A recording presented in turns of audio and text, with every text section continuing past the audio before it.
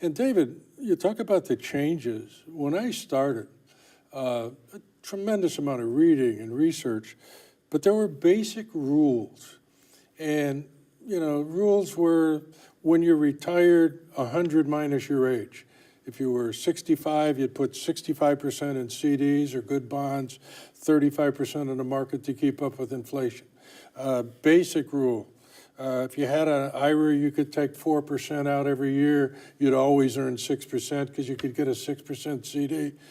All those rules today, David, are gone. Life was simple. Yeah, it or was simpler. Simpler. It was simpler. And so if you want to talk about the changes, you know, my generation, early baby boomers, they played by the rules. You know, there was a day a lot of years ago now that I sat down with a David Holland. And it was kind of a day of reckoning where we realized we had to get serious about retirement. And what happened was, okay, you save this month and it grows at 6%. And then when you get to that age where you can retire, you're going to have a nest egg, and here's how it's going to last.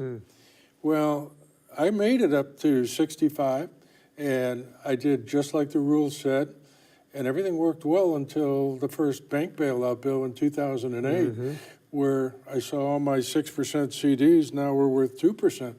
And my interest income wouldn't pay my bills anymore. Wow. So that we did everything right, but then the rules changed. And I think one of the biggest lessons that you have to recognize now is the change is constant. Who would have ever thought? I mean, when I wrote Retirement Reboot, at the time that I wrote it, why philosophically it's still good, the idea was that we're going to have that TARP bill. It was going to be short term. Right. Interest rates would be back to 6%, and we'd be back at happy days.